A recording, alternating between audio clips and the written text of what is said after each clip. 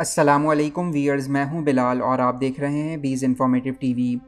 دوستوں، آپ میں سے جن افراد نے جانی ڈپ کی شرح آفاق ہالی would film pyrites of the Caribbean دیکھی ہے، یقیناً ان کے لیے یہ نام اور کردار نیا نہیں ہوگا۔ فلم میں اس کردار کو ایک تخریبی، سازشی، پراسرار طاقتوں والے موقع پرست بحری قزاق کے طور پر دکھایا گیا ہے، لیکن بہت کم لوگ جانتے ہیں کہ کیپٹن باربروسا صرف ایک افسانوی کردار نہیں بلکہ سلطنت عثمانیہ کی بحری افواج اور پہلے سب سے بڑے بحری بیڑے کے بلند کردار سپہ سالار، مجاہد اور امیر تھے۔ ان کی کامیابیوں سے نفرت آج تک کفار کے میڈیا سے جھلکتی ہے۔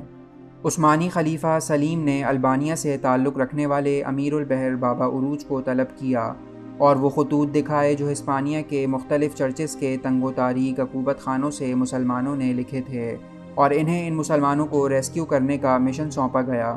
بحیرہ روم کے مشرق میں ترکی کے ساحلوں سے بحیرہ روم کے مغرب میں اندلس کے ساحلوں تک کے سفر میں اطالیہ اور پرتگال سمیت بہت سی عیسائی ریاستوں کی بحری افواج حائل تھیں۔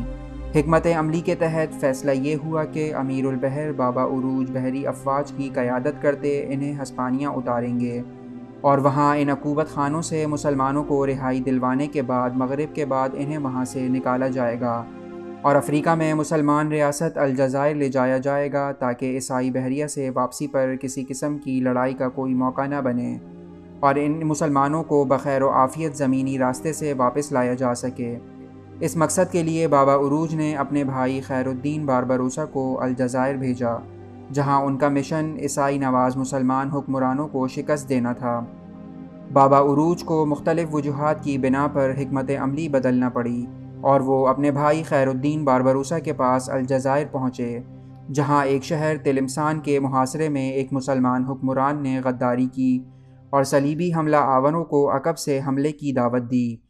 ترک اور الجزائر فوجوں نے بابا عروج کی قیادت میں ہتھیار ڈالنے کے بجائے شہادت کو ترجیح دی، اور یوں بابا عروج نے اس جگہ جام شہادت نوش کیا۔ کئی دن تک عیسائی جشن میں بابا عروج کے سر کو اندلس کی گلیوں میں لے کر پھرتے رہے اور گرجا گھروں سے خوشی میں شادیانوں کی آوازیں آتی رہیں۔ اس کے بعد کمان خیر الدین باربروسا کے حوالے کی گئی، جنہوں نے خود اپنا ایک بحری بیڑا ترتیب دیا اور بحیرہ روم میں موجود پرتگالی اور اطالوی افواج کو شکست دی۔ باربروسا کو یہ لقب اطالوی افواج نہیں دیا تھا، جس کا مطلب سرخ داڑھی والا ہے۔ پھر باربروسا نے تیونس اور الجزائر پر حملہ کر کے ان علاقوں کو عیسائیوں کے قبضے سے پاک کیا۔ باربروسا کے کارناموں کی خبر جب ویٹیکن میں پوپ جان پال سوئم کو ملی تو پوپ نے پورے یورپ کا ایک مشترکہ بحری بیڑا قائم کر کے باربروسا کو شکست دینے کا حکم دیا۔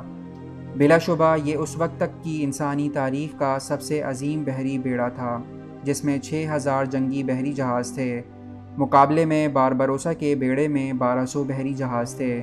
دونوں افواج کا ٹکراؤ پرویزیا کے مقام پر 28 ستمبر 1538 کو ہوا، جس میں باربروسا نے کمال کی مہارت اور شجاعت کا مظاہرہ کرتے ہوئے اپنے سے 5 گنا بڑی فوج کو شکست دی اور عیسائی بیڑے کو غرق آب کیا۔ حالت یہ تھی کہ عیسائی بحریہ کے کمانڈر اینڈریا ڈوریا نے ایک چھوٹی سی کشتی پر فرار ہو کر اپنی جان بچائی۔ پھر باربروسا نے اندلس کے ساحلی علاقوں پر پے در پے حملہ کر کے 70,000 مسلمان بچوں، عورتوں اور بزرگوں کو چرچ کے مظالم سے نجات دلوائی۔ باربروسا کی فتوحات کے نتیجے میں بحیرہ متوسط، جو کہ مشرق اور مغرب کے مابین واحد تجارتی گزرگاہ بھی تھا، مسلمانوں کے قبضے میں 300 سال تک رہا۔ برطانیہ، فرانس اور ہالینڈ وغیرہ جیسی ریاستیں اس عرصے میں یہاں سے اپنے جہاز گزارنے کے لیے سلطنت عثمانیہ کو ٹیکس دیتی رہیں۔ شاید آپ کو جان کر حیرت ہو کہ پہلے امریکی صدر جارج واشنگٹن نے اس بحری فوج کو امریکہ پر حملہ نہ کرنے کے معاہدے پر راضی کرنے کے لیے مسلمانوں کو ایک بھاری جزیہ ادا کیا تھا۔ یہ معاہدہ تقریباً 2 صدیوں پر محیط امریکی تاریخ کا واحد معاہدہ ہے جو انگریزی زبان کے علاوہ کسی دوسری زبان میں کیا گیا ہے۔ یہ معاہدہ اس لحاظ سے بھی منفرد تھا کہ اس میں امریکی حکومت کسی دوسری ریاست کو ہر سال باقاعدہ ٹیکس ادا کرنے کی پابند تھی۔ افسوس کی بات ہے کہ ہمیں بہت سے اپنے ہیروز کا ذکر غیروں سے سننے کو ملتا ہے، اور وہ ذکر بھی اس قدر مسخ شدہ چہرہ پیش کرتا ہے کہ ہمیں ان ناموں سے ہی نفرت ہو جاتی ہے۔ قومیں جب اپنی تاریخ دوسروں سے سننا شروع کر دیں تو ایسا ہونا کوئی اچنبھے کی بات نہیں۔ تو دوستو یہ تھی ہماری آج کی ویڈیو۔ اگر آپ کو ویڈیو پسند آئی ہو تو ویڈیو کو لائک کر کے چینل کو سبسکرائب ضرور کر دیجیے گا۔ اگلی ویڈیو تک کے لیے اجازت دیجیے۔ اللہ حافظ۔